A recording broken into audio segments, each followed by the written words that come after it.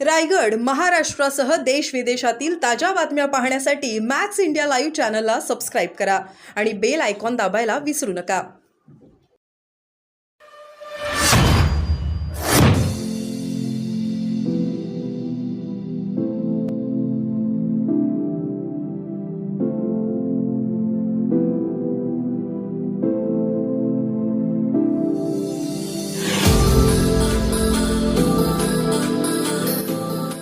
मला असं वाटतं की अजित पवार साहेब असू द्या किंवा बारणे साहेब असू द्या, यांनी पक्ष फोडून मग राष्ट्रीय काँग्रेसचे शरद पवार साहेब आणि शिवसेनेचे उद्धव साहेब यांना त्यांनी धोका दिला, त्यांचं चिन्ह काढून घेतलं, पक्ष काढून घेतला. आणि ह्या वेळेला महाराष्ट्रातील जनतेने, महाविकास आघाडीने, विशेषतः माननीय पक्षप्रमुख उद्धव ठाकरे साहेब यांनी एक दिल्लीला मोठं आव्हान दिलं. आणि ते केवळ महाराष्ट्रापुरतं झालं नाही, ते संपूर्ण देशाची त्याची रिॲक्शन आली. आणि 405चा नारा हा त्यांनी 240मध्ये आणून ठेवण्याचं काम माननीय उद्धवजींनी केलेलं आहे.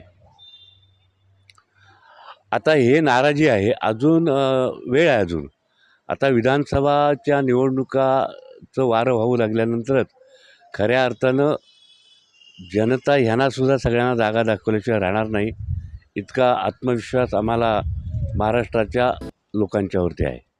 पुढे विधानसभाची निवडणूक आहे, कशी तयारी आहे, नेमकं काय? नाही, तयारी तर कसं आहे, निवडणुका काय प्रथमच येतात अशातला भाग नाही आहे. विधानसभाची एक प्रक्रिया असते. कालच आमची माननीय उद्धवजी ठाकरे यांच्या नेतृत्वाखाली आमची सेनाभवन येथे बैठक झाली आणि आम्ही ज्या पद्धतीनं आम्हाला आदेश दिलेत की आता विधानसभेची तयारी सुरू करा, विधानसभेला कोण कोण इच्छुक आहेत, कोण कोण लढवू इच्छितात, ह्या सगळ्याचा आढावा पक्ष पातळीवरती घ्यायला सुरुवात झालेली आहे. दुसरीकडे मनोज जरांगे पाटील उचलला बसले आहे. आता काय, ह्याच लोकांनी त्यांना आश्वासन दिलं होतं. जरांगे पाटलांना माननीय शिंदेसाहेब यांनी प्रॉमिस केलं होतं, त्यांच्या नोंदणी वगैरे जे काही जमा करायचं होतं.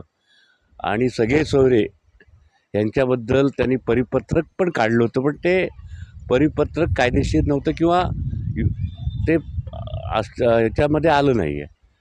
त्याच्यामुळे त्यांनी पुन्हा सगळे सोयऱ्यांचा जो विषय घेतलेला आहे त्याच्याबद्दल शासनाने विचार करावा, कारण त्याच शासनाने त्यांना आश्वासन दिले आणि आता तेच सत्तेवर येत आहेत. त्यामुळे त्यांची जबाबदारी आहे की जरांगे पाटील यांच्या मराठा समाजाच्या आरक्षणाच्या मुद्द्यावर योग्य तो तोडगा काढण्याचं त्यांनी दिलेलं असं त्यांनी पुरं करावं.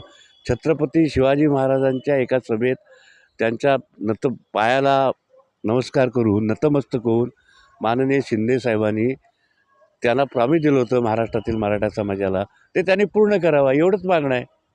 तर श्रीकांत शिंदे यांना गटप्रमुख दिले आहे, काही परिवारांना. आता कसं आहे, त्यांना आता अजून नाही कळलं, आणखी काही दिवस जाऊ द्या, नंतर त्यांना कळेल. त्यापेक्षा त्यांच्या फॉलोअरना कळेल की जो परिवारवाद काय असतो आणि आपण कसे प्रश्न उपस्थित केलं ते आपल्या पायापर्यंत आलेत, पायाखाली आलेत. त्याचं येणाऱ्या काळामध्ये ते कसं महाराष्ट्राला उत्तर देतात ते आम्ही पाहतो.